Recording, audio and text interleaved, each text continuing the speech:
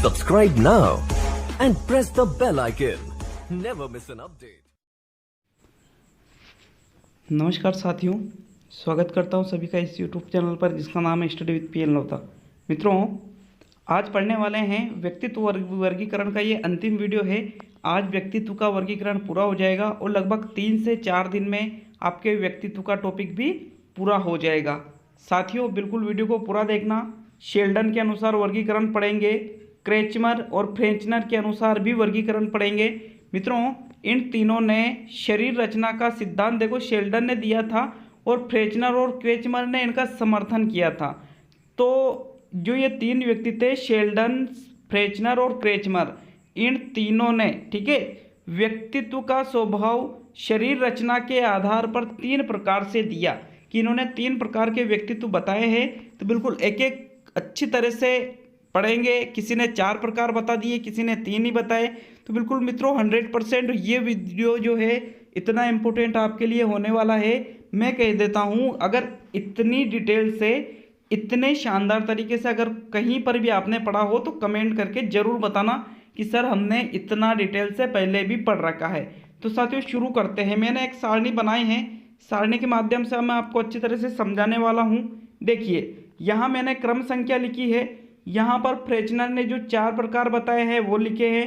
यहाँ पर क्रेचमर ने जो प्रकार बताए हैं वो लिखे हैं। यहाँ शेल्डन ने जो प्रकार बताए वो लिखे हैं। इनका स्वभाव किस नाम से जाना जाता है वो लिखे हैं और इनकी जो विशेषताएं हैं वो लिखी है। तो मित्रों बिल्कुल अच्छी तरह से मैं समझाने वाला हूँ। देखिए, इन तीनों ने, फ्रेंचनर ने, क्रेचमर ने और शेल्डन ने, तीनों ने शरीर रचना के आधार पर, किसके आधार पर? शरीर रचना के आधार पर व्यक्तित्व के प्रकार दिए हैं। फ्रेंचनर, क्रेचमर, शेल्डन। मित्रों किस प्रकार आपको याद रखना है, देखिए यहाँ पे शुरू करते हैं वीडियो को। साथियों, जो फ्रेंचनर था, फ्रेंचनर ने पहला प्रकार जो बताया है वो है गोलकाय व्यक्ति। क्या नाम बताया है? गोलकाय। उसी गोलकाय व्यक्ति को क्रेचमर ने पिकनिक या नाटा बताया है। क्या बताया है? पिकनिक या नाटा। और उसी गोलकाय या पिकनिक या नाटा व्यक्ति को शेल्डन ने एंडोमार्फिक या गोलकाय नाम दिया है। तो मित्रों गोलकाय नाम यहाँ फ्रेंचनर ने दिया है, गोलकाय नाम यहाँ पे शेल्डन ने भी दिया है, लेकिन शेल्डन ने एक और नाम दिया है जिसको कहा जाता है एंडोमार्फिक। देखो, जो एंडोमार्फिक व्यक्ति होता है या जो गोलकाय व्यक्ति होता है या जो पिकनिक व्यक्ति होता है, ये तीनों एक ही प्रकार के हैं। ये यूं नहीं है कि भाई गोलकाय अलग है, पिकनिक अलग है, एंडोमार्फिक अलग है, ऐसा बिल्कुल भी नहीं है। तो गोलकाय भी, पिकनिक भी, एंडोमार्फिक भी, तीनों एक के ही नाम है। आपने देखा है ना कि कोई एक व्यक्ति है, उसका घर में अलग नाम है, उसका ऑफिस में अलग नाम है, उसको दोस्त अलग नाम से बुलाते हैं, लेकिन है तो एक ही व्यक्ति। उसी प्रकार फ्रेंचनर, क्रेचमर, शेल्डन ने जो वर्गीकरण किया है पहला प्रकार का, ये गोलकाय, पिकनिक, एंडोमार्फिक, तीनों एक के ही नाम हैं। मित्रों इनको स्वभाव से बिस्रोटोनिया कहा जाता है। क्या कहा जाता है? बिस्रोटोनिया। बिस्रोटोनिया कह दो आप इनको, या फिर आप इनको एंडोमार्फिक कह दो, या फिर आप इनको पिकनिक या नाटा कह दो, या फिर गोलकाय कह दो, एक ही चीज होती है सभी। मित्रों मैं यहाँ पर आपको इनकी विशेषता बताने वाला हूँ। ऐसे जो लोग जो गोलकाय, पिकनिक या एंडोमार्फिक या बिस्रोटोनिया वाले होते हैं वो भोजन प्रिय होते हैं। मतलब इनको भोजन करना बहुत अच्छा लगता है, ज़्यादा भोजन करना पसंद करते हैं। ये नाटे होते हैं। नाटे मतलब कद में ये छोटे होते हैं, मिलनसार होते हैं, दूसरों से जल्दी ही घुल मिल जाते हैं। ये प्रेमी होते हैं। प्रेमी मतलब प्रेम करना इनको पसंद होता है। चर्बी युक्त मतलब इनके शरीर पर चर्बी चढ़ी रहती है, लेकिन ये क्या होते हैं? आलसी होते हैं। कैसे होते हैं ये? आलसी। इनको किसी भी कार्य करने में आलस आता है। ये हंसमुख होते हैं, मतलब सदैव हंसते रहते हैं ज़्यादातर, और इनको आराम पसंद होता है। तो मित्रों ये व्यक्ति जो गोलकाय, पिकनिक, एंडोमार्फिक या बिस्रोटोनिया वाले होते हैं, इनकी ये शारीरिक विशेषताएं होती है। तो अगर प्रश्न आ जाता है कि भोजन प्रिय, नाटे, मिलनसार, प्रेमी, चर्बी युक्त, आलसी, हंसमुख और आराम पसंद लोगों का स्वभाव कैसा होता है? तो स्वभाव होता है बिस्रोटोनिया। इनको शेल्डन ने क्या नाम दिया? इनको शेल्डन ने एंडोमार्फिक नाम दिया। इनको क्रेचमर ने क्या नाम दिया? क्रेचमर ने पिकनिक नाम दिया। और इनको फ्रेंचनर ने क्या नाम दिया? तो इनको गोलकाय नाम दिया। यहाँ पर मैं आपको एक चित्र बताता हूँ जो एंडोमार्फिक व्यक्तित्व का यहाँ पे मैंने चित्र लगाया है। देखिए ऐसे व्यक्ति, इनमें चर्बी भी ज़्यादा होती है, इनको एंडोमार्फिक के नाम से जाने जाते हैं। इनका जो कद होता है, कद भी इनका छोटा होता है और ये भोजन प्रिय होते हैं, ये मिलनसार होते हैं, ये प्रेमी होते हैं, ये आलसी होते हैं और इनको आराम पसंद होता है। तो ये तो पहला प्रकार हुआ मित्रों, किनके अनुसार? फ्रेजनर के अनुसार भी पहला प्रकार बताया, क्रेचमर के अनुसार भी बताया, शेल्डन के अनुसार भी बताया और स्वभाव के आधार पर भी बताया। दूसरा देखेंगे साथियों, सुडोलकाई, जिसको फ्रेजनर ने कहा है एथलेटिक या खिलाड़ी, इंग्लिश में भी लिखा है एथलेटिक, और एक और नाम दिया है क्रेचमर ने स्थूलकाय। शेल्डन ने इनका नाम दिया है मेसोमॉर्फिक या सुडोलकाय, और इनको स्वभाव के आधार पर कहा जाता है सोमेटोटोनिया, इनको कहा जाता है। इनकी अगर शारीरिक विशेषताओं की बात करें या मानसिक विशेषताओं की बात करें तो इनका पहली चीज तो है मजबूत शरीर होता है, शरीर एकदम फौलादी शरीर होता है, मजबूत शरीर होता है, चौड़ा सीना होता है, जो इनका सीना है वो चौड़ाई में ज़्यादा होता है, शक्तिशाली मतलब इनमें ताकत ज़्यादा पाई जाती है, ये साहसी प्रवृत्ति के होते हैं, आशावादी होते हैं। आशावादी मतलब अगर इनके सामने मुसीबत आती है तो वो उनको सोल्व करने की शक्ति रखते हैं। विश्वासी होते हैं और ये ज़्यादातर खिलाड़ी इनकी प्रवृत्ति होती है, ये अधिकतर ये खिलाड़ी होते हैं।